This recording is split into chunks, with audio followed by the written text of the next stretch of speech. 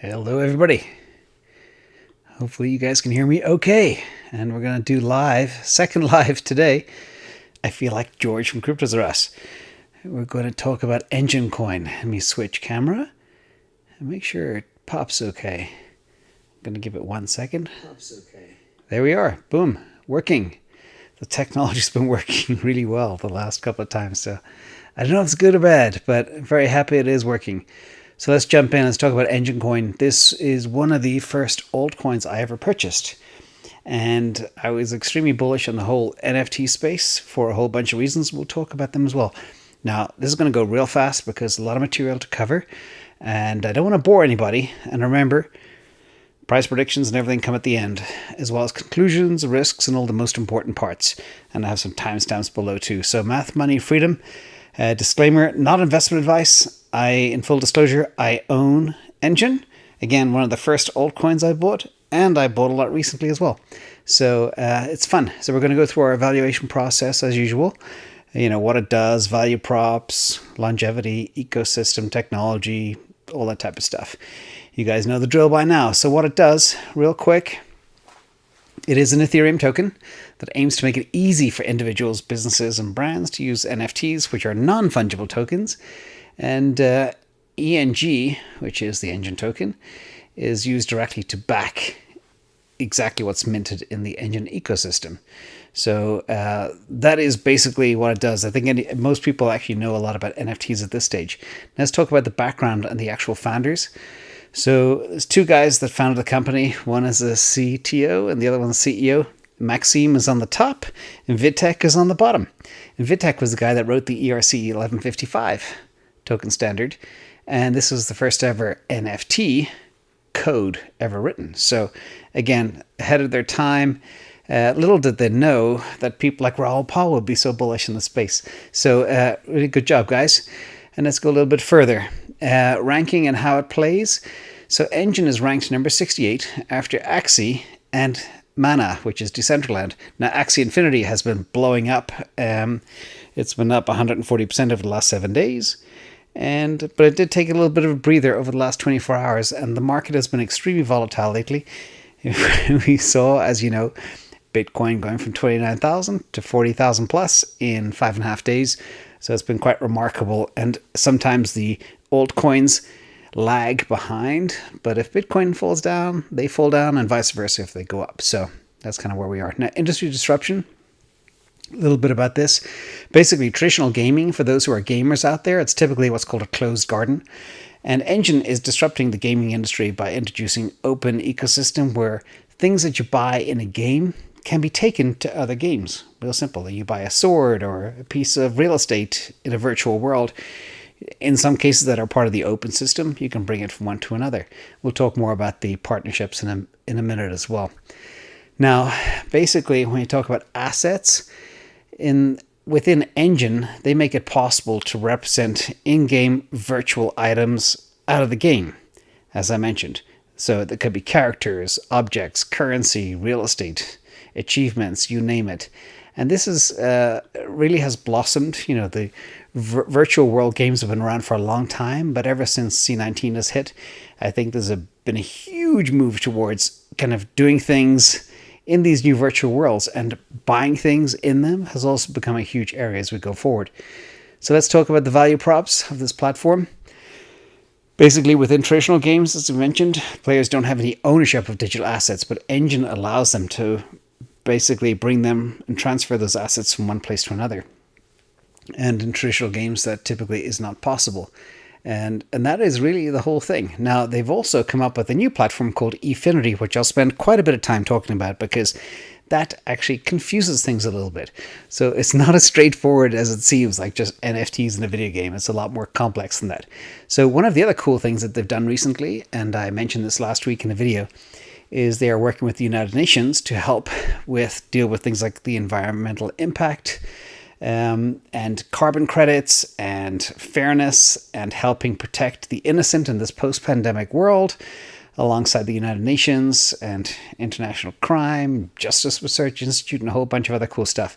So this is actually really cool. It's a cool application. And one of the things I like about this whole NFT space, not only Now, not being a gamer, but I can relate to people buying things in different games and bring them to different places, but also using the blockchain for NFTs to keep people safe, monitor carbon credits, maybe even tokenize real estate in the real world down the line, or other assets. Maybe chop up a piece of a Mona Lisa so everybody can buy it, or a Picasso. That's kind of cool.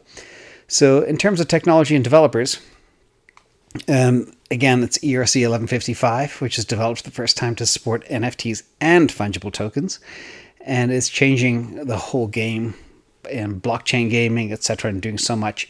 And you can use a single contract to make various types of NFTs. And that is basically it. The problem is, though, we'll talk about in a minute. Now, a little bit about what it allows developers to mint virtual items by locking up Enjin tokens to back these items as collateral. And these virtual items can be used both in game, across games, as I mentioned, and there's different words as well that you'll come across called the multiverse, which is basically across the universe, multiple games, multiple verse, which are like intergame assets, etc.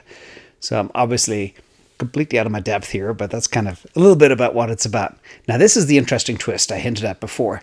They develop a thing called Efinity, and this is a new cross-chain NFT blockchain on Polkadot's parachain. In full disclosure as well, just so you guys know, I also own Polkadot, and this was super interesting to monitor and see. But Efinity is designed to be utilized by any industry to create tokenized assets to represent real-world assets and other forms of digital value. And they want to be the NFT highway. And they're doing this using Polkadot, which is really cool. But it gets better, and then again, it kind of gets worse and confusing for a minute. But let's talk about the tokenomics first of Enjin token. It is an ERC-20 token built on Ethereum. It has a max supply of 1 billion tokens, which is great. 83% of the supply is circulating, which is good. The ICO was a long time ago in August 2017. It feels like a million years ago at this stage. And the supply distribution was also very fair. 80% went to the public, only 20% to the team. Remember those numbers because we'll talk about those in a minute too. And Enjin Coin has a natural utility demand. As you know, it backs the assets that are out there in this multiverse. So that's the tokenomics. So thumbs up there. Ecosystem.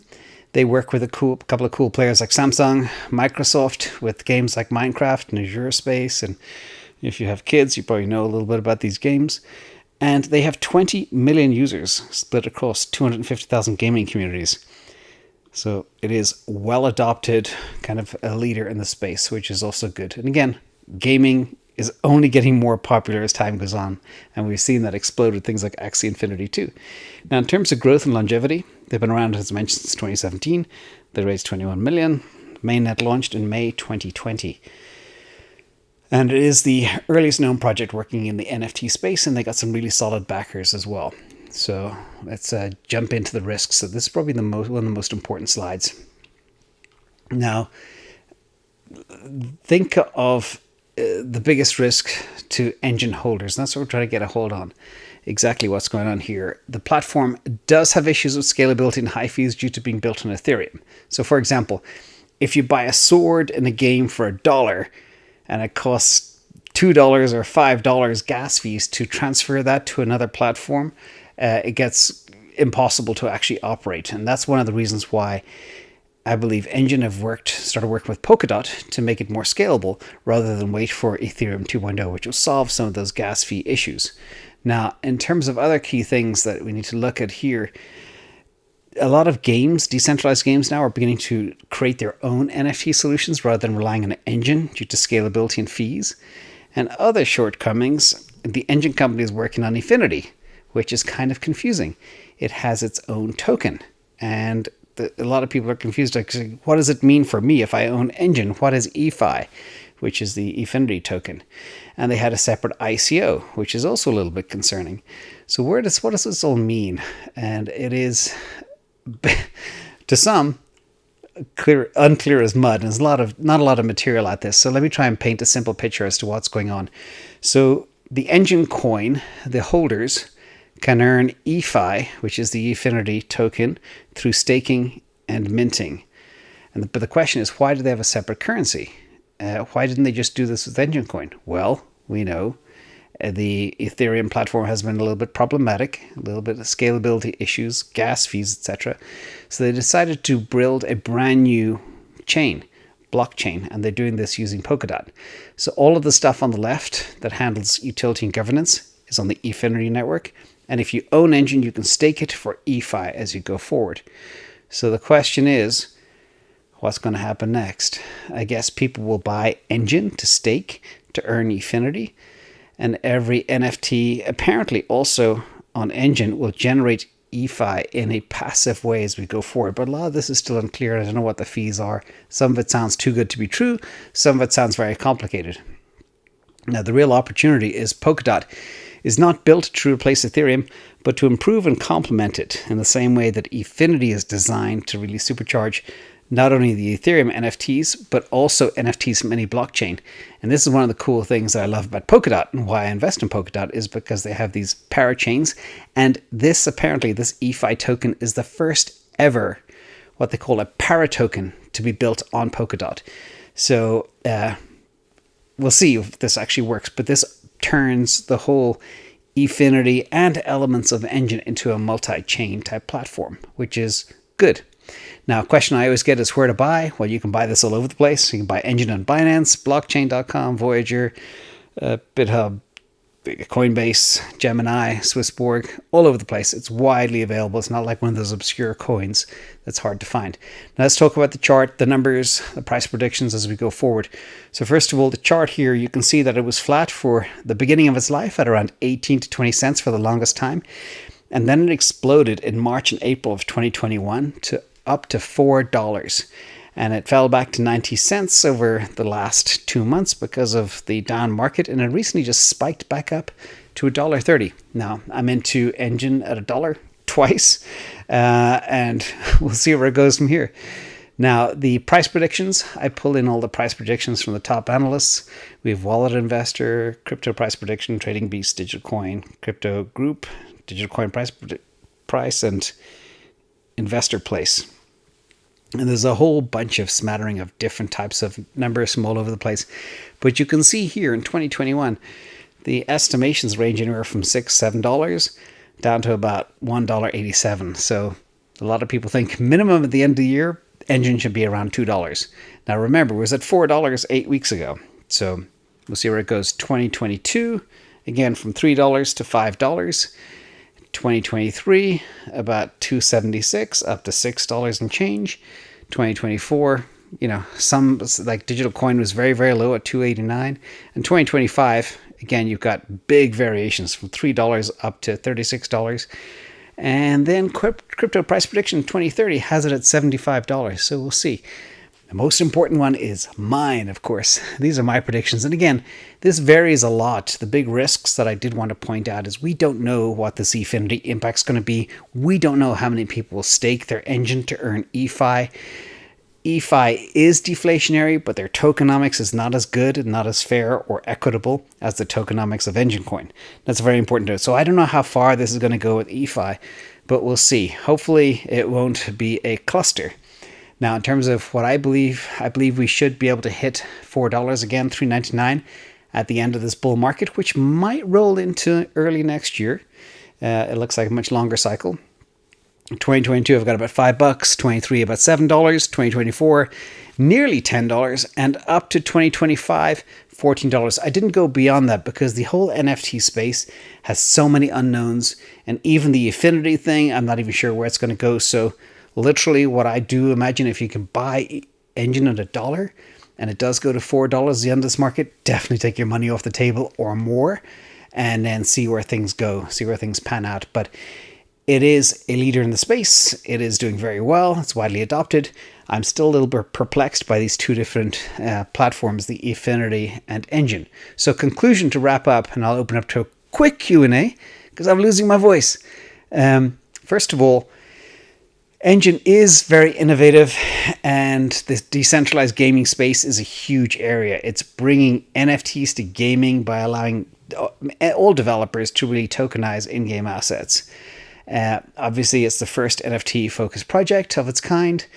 They minted the ERC-1155, which is great.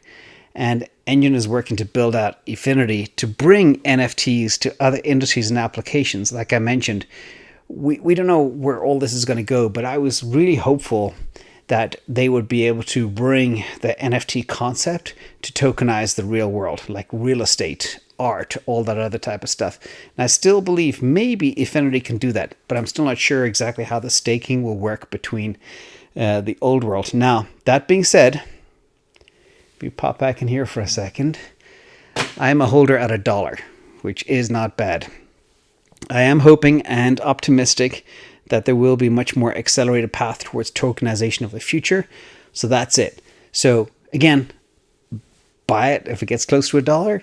Not investment advice, of course, but it's just basically the way I see it. It is a huge area. It's a very, very well-respected token. Everybody loves it. You can stake it now.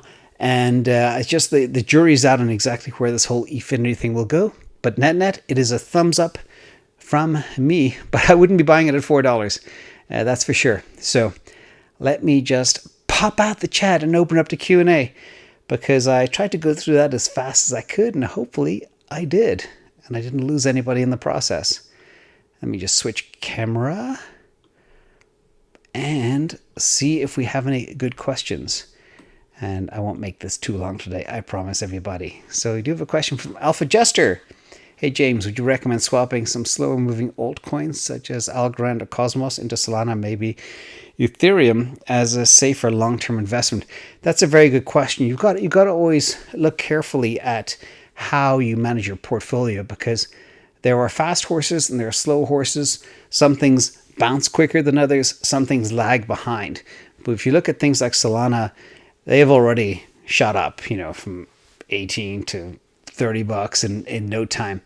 Algorand is lagging behind. Cosmos, I don't like. I did a video a few days ago regarding why. I believe, not that Cosmos is bad, but I believe there definitely are faster horses. So I do like Polkadot. I like Solana. I like Aave, Avalanche, those types of names, even a little bit of Zilliqa. So we'll see. But you got to make sure you time everything carefully. So you wouldn't want to, for example, think about it this way. Imagine you jump into Solana and Solana's already topped out. Then all of a sudden Algorand doubles and then you're stuck. So timing is everything. So make sure that if you are switching, make sure you optimize your portfolio and you don't miss out on any upside. Michael Gilman, thank you so much. Tether launched its USDT stablecoin, the Algorand blockchain, in 2020. Given the uncertain status of Tether's future, would it demise, drag down Algo's value? Would you remain algo bullish? I do remain algo bullish, and I do believe there probably is a little bit of fire with Tether. We're digging deeper into that. We'll have a video out this week onto our perspective. Not just, okay, is Tether a problem or is this FUD or whatever, but really, if it does blow up, what is the impact on the crypto market? And that'll be kind of the big angle, as well as all of the ecosystem that would be impacted. That includes Algorand, that includes Bitcoin, and many other players. So we will definitely take care of that. But I think if it did blow up, Algorand would survive. Of course, everything will take a 10 to 20% haircut. But after what we've just been through over the last 2 months, with everything dropping sometimes 55, other plays sometimes 75%, we're well used to it by now. So Thomas Lean, thank you so much. You're very kind. And let me see. Any other quick questions? Pot Cujo, love your show. Any thoughts on Phantom? We haven't looked at Phantom yet, and we may not get to it for a while. We're kind of, as the analogy goes, we're digging a little bit too much into the trash can here, trying to pull out too many names. I'm a very big believer that less is more. We try identify kind of the top 10, maybe top 15 cryptos. But right now we're at the stage that if we pull in any more, we need to kill certain ones. So for example, imagine you've got a portfolio with Polkadot on it and you want to add another crypto. That one needs to be better than the one you have in your existing stable. So there's just so many out there. There's so many projects. We tend to look at the top, kind of like the best names in the top 50 is our focus. And with a few exceptions, like Enjin, which we like as well, despite the fact there are some questions still. that's kind of where we are. So I hope that sort of answers your question, Phantom. Make the case, let us know. But we get literally 20 to 50 requests a day to look at different types of cryptos. And there's kind of diminishing returns when you do it too much. There's been a big request now for us to do much more analysis on things like Palantir and where we see Tesla going over the next couple of years, and Google and those types of names too. So people in the crypto space now are getting interested in stocks because I've proven to them that stocks can move a lot faster. Dan Jones, thank you so much as well. And you please take a look at Hex Tokenomics, as it has number 4 market cap, but for coin market cap, it has 150 plus. Thanks. Yeah, I looked at Hex. There is nothing about Hex that I like. Like, why would you, as a founder of a company, sell Hex that you're supposed to love and trade it for Ethereum? Riddle me that. It just seems suspicious. The guy has a shady background, and be very, very, very careful. And it's interesting to see Hex actually today. You know, over the last 2 days, the whole market's going like this and Hex is going like this. And that's always a red flag. When things are not correlated to the overall crypto market, it's a sign that something is up. So be very careful out there with Hex, everybody. Haven't analyzed it in great detail, but the quick cursory look I did look at, tokenomics, the way it's structured, I did not like. So we see. Ahmed, can we expect 60k BTC, 5k ETH by December 2021? I think we're going to get a lot higher than that, actually. And I don't want to be sounding like a moon boy, but I still think ETH could hit 8,000. And, you know, it wouldn't surprise me if Bitcoin went to 100,000, 108,000. And they're kind of my numbers. And I haven't changed them because my fundamental thesis of how I value these things has not changed. And there's nothing but goodness for both of them as they go forward. But of course, Bitcoin is the safer bet. Ethereum is a lot risky. There's some rumblings right now about Ethereum security not being up to snuff. So we need to be a little bit careful there. But again, Bitcoin, we've 5.5 days, Bitcoin went up nearly $11,000. That's how fast this thing can move. So just think about what could happen in the next 5 months. So we'll see, but I'm still confident 60k should definitely be achievable, and we'll see what happens. But there's some strange things happening in this market cycle. The market cycle is getting longer because we have that 2-month delay. Money is continuing to come in. Adoption's happening. A lot of development is happening. We've got sovereigns. We've got pensions. Everything is jumping in. Everything is kind of perfect. And the FUD is disappearing. So we'll see. And the old money is beginning to wake up to the fact that they need a currency hedge, a fiat hedge. And that is the hardest asset on this world. So, Jason, thank you. Hold or sell Alibaba. It's down 20% for me since the IPO cancellation. So this is a tough one. So this is a little bit about me and my investing thesis. I am a contrarian. When people are running from the door, I run in. And I've done it all my life, and it's worked out very, very well. You know, people say, oh, you know, pre-split, when Tesla was like 180, oh, they're never going to make it. They're not profitable. You know, I'm buying leaps like there's no tomorrow after I bought a Tesla X. So, again, we'll see. And by the way, that the price that I got into Tesla was about $38, $39 after the split. So in terms of Alibaba, I have standing order for $180 leaps in my account. The price is $41, and the date of expiration is January 2023. So I believe Alibaba is worth a little flutter. Break even is $220. It was there a few days ago. So Alibaba can easily get back to 220. I think things happen in FUD cycles. We've just gone through one in the crypto world. There is like a cold war between China and the US. China's clamping down on certain types of companies with new rules and regulations. I know that American investors are pulling the plug and they're selling out. Kathy Wood from ARK sold, I think 80% of her Chinese investments. But again, I don't always agree with Kathy, and she gets out of Illumina and I go in, and it worked out very well for me. So we'll see what happens. I would say this is a hard one. Hold or sell? I'm trying to buy. So if it dips another $4 or $5, I'm buying. that's what I would say. So if I'm buying, that means you should hold, probably. However, if it does get really bad, make a level for yourself. Say if Alibaba goes to something psychological like $159, just tell yourself, okay, time to get out. But you're dead right. You picked the 20%, which is a perfect number, Jason, to reassess your investment thesis. But I like bargains, and I like to buy low and sell high. So that's my whole thing. Sounds very cliche. Michael Cloyd. Raoul Paul was pumping social tokens recently, tokenizing Disney, touch points, the economy. Have you looked at this? Yes, we are looking at this. And this is sort of related to Enjin, but not. He's looking at kind of communities way beyond just NFTs, kind of like the social impact of communities. And he's also thinking about the Libra coin or the DM coin, whatever Facebook are calling it now. Imagine Facebook have 3 billion people on Earth in a social network, and they start doing things like selling arts and crafts to each other for their local currency. That's where he sees the value. And what surprised me when he said that was he thinks that market will be bigger than the whole financial market, which is more than $400 trillion. And I was like, I don't see it getting that big. But again, Raoul Paul, great guy, but he's like a butterfly. He moves from shiny object to shiny object, week to week. So we'll see. But yeah, Enjin is kind of a safe one for me. DJ69, message retracted. Let me know if it comes back. Let me see. There's a couple more questions, and then we'll wrap it up.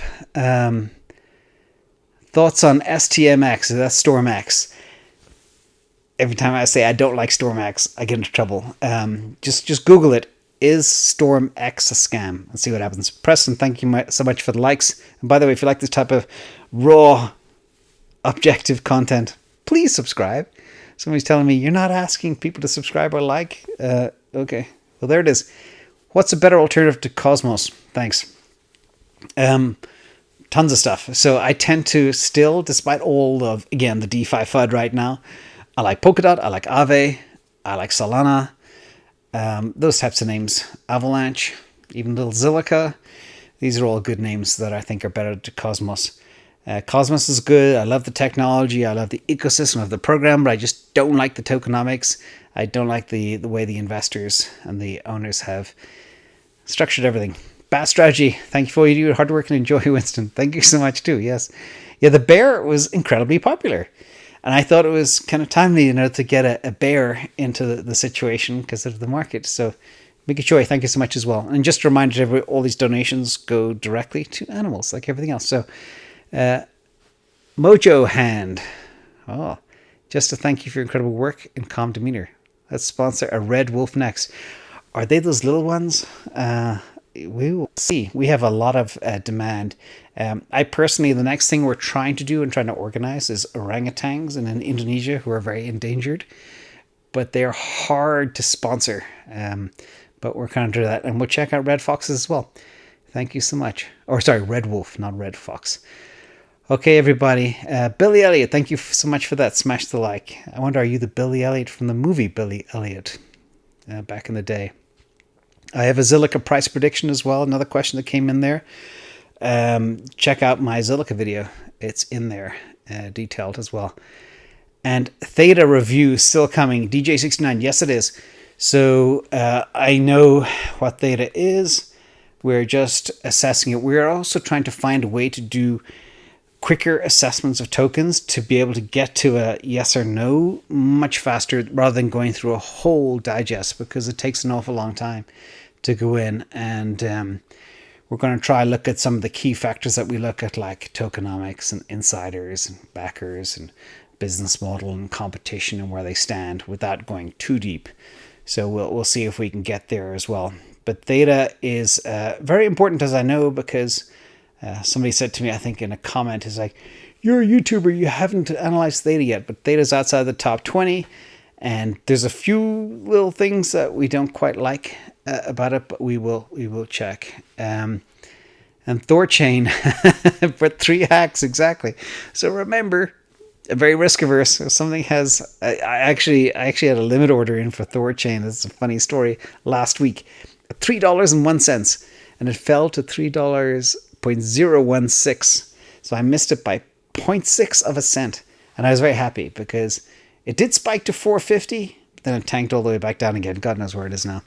I stopped looking at it. Again, sometimes after 2 or 3 hacks, you know it's not good. So let me see. So net everybody, Enjin's good, worth it, but really, really think if we do get back to $4, which I think we can, think about maybe pulling the plug, at least taking your money off the table.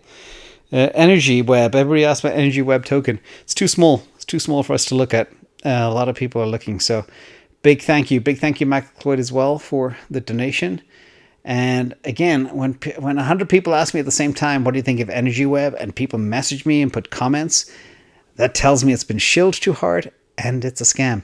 Peace. The Big Apple. Thank you so much in New York for all you do and moderating here. And I love you all.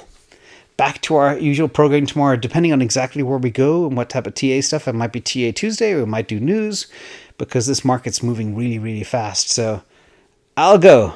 We did Algo and I'm a big fan. Thoughts on Litecoin? I don't know why anybody, Aragon 25, I don't know why anybody would own Litecoin when something like Bitcoin exists. Just put together a chart, compare Bitcoin to Litecoin. Look at the last couple of years. And then look at the history of Litecoin. It's just tarnished. It's dangerous. Again, risk averse. Don't mess with crap when you have the pristine asset, Bitcoin. Okay? Check out my video earlier today. You'll see the portfolio and how I think people should structure their portfolios right now. Edgar Box. Rarible. Rarible. That sounds like an NFT type play as well. Edgar, we'll have a quick look because I kind of like NFTs, although I only have one NFT play beyond Ethereum. But again, sometimes it's also more important to look at the infrastructure that these things are built upon. And that can be a very safe place to invest, like Polkadot. And Polkadot was really, really beaten down as well over the last piece. Lucas Ryan wouldn't say Litecoin is crap. It has its limited use case. Yes, it does. But I just look at historical performance. Like if you had bought Litecoin 5 years ago, 3 years ago, 2 years ago, 6 months ago, 1 year ago, or Bitcoin, you have done much better with Bitcoin. So that's all I look at. When I say I don't mean it's crap. It's just there's better places to park your money. And that's a huge part of the philosophy. Master Block Warrior, you're awesome. Thank you for helping us calm during the FUD season. Cheers from Bangalore. Bangalore, would you believe I've been there about 12 times? I spent a lot of time in India in a previous life. I've been to Bangalore, Mumbai, Delhi, tons of cool places. And I love India and I love Indian food. So thank you, Master Block Warrior, for being here. An Enjin at $1 is a great deal, everybody. Chadwick, Buff, thank you so much as well. You guys are great. I'm going to wrap this now, and I hope I don't miss any super chats because I feel really bad if I ever do. So, and people like the Big Apple in New York helps me with that. So, again, thanks everybody. Don't mess with crap. Did I say don't mess with crap? I didn't mean to say that. Or Litecoin. Just there's so many really, really, really good places to invest out there. Like if you look at even things like Tesla earnings today, MicroStrategy going up $150. Just compare everything to everything. That's kind of the big lesson for everybody today. Don't get wedded to one asset when there's so many good ones out there. So big thank you, everybody. XRP, Bernard. If I criticize XRP again, I'm going to have people come after me. Just look at the tokenomics of XRP. Same thing with Stellar Lumens. Same thing. Same shower of people. Same racket. Be careful, everybody. Love from Turkey, Erkin. I sailed with a guy from Turkey for years. He was an amazing sailor, and he was one of the funniest people I've ever sailed with. So I love Turkey too. Anyway, thanks all. Be safe out there. Decentralized insurance token. Etheric DIP token. I am big into DeFi. Anything decentralized lending, borrowing, insurance, risk management, exchanges. I will take a look. Big thank you, everybody. Be safe. Have a good night. And I'll see you all tomorrow. Bye.